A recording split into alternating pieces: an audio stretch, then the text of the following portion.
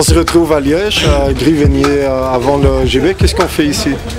Ici, nous nous opposons à la fermeture des GB. Vous savez que GB essaie de se repositionner sur les marchés, ils sont un peu coincés entre les Lidl qui ont des bas prix, alors le Deleuze qui ont plutôt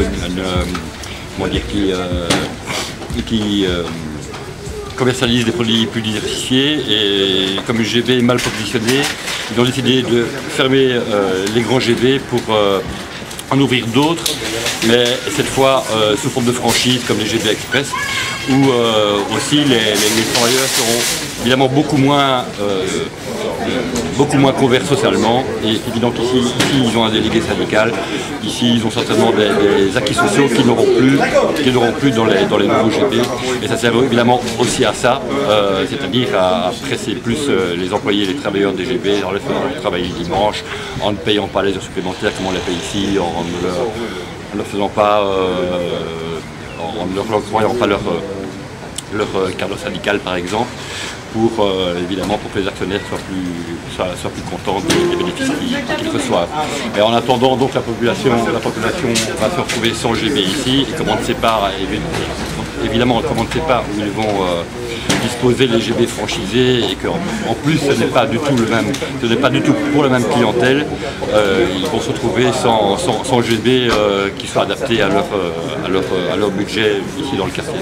Voilà. Donc ce que nous faisons ici, c'est distribuer des tracts pour expliquer ce que je viens de vous dire, éventuellement essayer de contacter les délégués syndicaux qui sont concernés, et alors faire une pétition qui sera adressée au patron, ce qui ne veut pas dire évidemment que le patron bougera à partir de ces pétitions, mais au moins nous pouvons montrer aux médias et à la population elle-même qu'il y a une politique qui sont nombreux, et qu'il y a une opposition à cet état de fait que je viens de décrire. Ouais.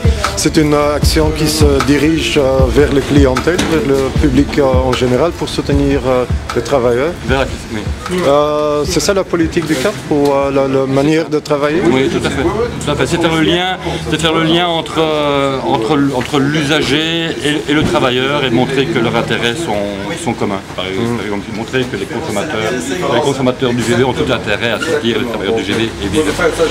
C'est le lien entre les deux, afin que les gens ne soient pas désespérés, et ne soient pas désespérés en étant uniquement des consommateurs, mais en montrant qu'en tant que travailleurs, ils peuvent quand même avoir un certain poids sur ce genre de problème. Dans le CAP, il y a aussi une idée des gens qui disent, après les élections qu'on a perdues, ils disent il ne faut plus faire des activités comme ça, il faut mettre le site en silence. Il y a des gens qui doivent se retirer, des sages plutôt, pour écrire un programme. Qu'est-ce que tu en penses? Je trouve ça absurde. Je suis contre. Je trouve au contraire qu'actuellement, il y a certainement, après les élections, il n'est pas nécessaire, je pense, de tout remettre à plat. S'il y a un problème au CAP actuellement, c'est plutôt un problème de communication et d'organisation. Le CAP est en train de se structurer, mais il faut qu'il se structure à mon avis, à partir des actions locales, et qu'il y ait donc un réseau d'actions locales qui s'occupe du même secteur, et que le national serve d'interface pour pouvoir éventuellement les lier entre eux en réfléchissant aux liens qu'on peut faire entre les actions locales. Mais je ne vois pas pourquoi. Je ne considère pas qu'on a perdu les élections. Ça fait 6 mois qu'on était nés, en tout cas en Wallonie. Et dans certains points bien précis, là où il y avait des actions locales, on a quand même une certaine implantation jusqu'à 6, 7 ou 8% si on essaie de partager par bureau de vote. Donc si on veut absolument préparer des élections sur cette vision électoraliste, il faut bien se dire que c'est à partir des actions locales concrètes, comme on le fait ici, que l'on pourra éventuellement avoir plus de voix aux élections. L'idée, la vision électoraliste, c'est pas nécessaire pour le CAP ou... Je pense que les élections nous ont... Enfin, je considérais que ces élections servaient à nous faire connaître avant tout, et que, que si nous proposons une autre politique, ça veut dire, d'après moi, que précisément ce n'est pas une politique politicienne, que ce n'est pas un parti politique qui impose aux gens une théorie politique quitte à faire voter pour eux, c'est un parti qui doit partir des luttes concrètes et des problèmes des gens au niveau soit local, très précis, globaliser le tout, éventuellement réfléchir à ce qui se passe réellement et à partir de là, construire un parti politique qui a une théorie bien à lui. Donc c'est de la base que ça doit pousser par la base pour arriver à un parti politique. C'est un mouvement, c'est plus un mouvement qu'un parti politique. C'est un mouvement qui pourrait devenir un parti politique, mais je crois que le plus important c'est le mouvement et pas la construction d'un parti qui reposerait sur une base qui n'existe pas et qui serait représentée par des politiciens ou des intellectuels.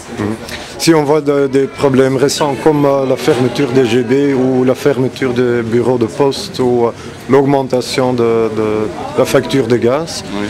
Est-ce que tu as l'impression que le public en général ou les gens comprennent qu'il y a une connexion entre ces choses-là?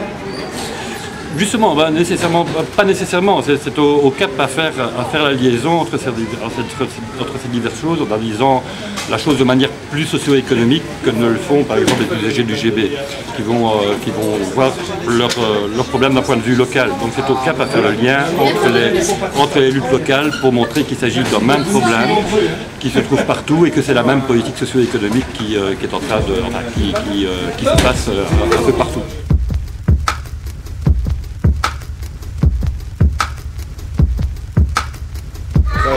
Le programme du CAP est très large, hein. C'est un programme qui est actuellement très large, donc il n'y a pas, disons, c'est un programme non dogmatique dans lequel je pense la population peut s'inscrire assez facilement.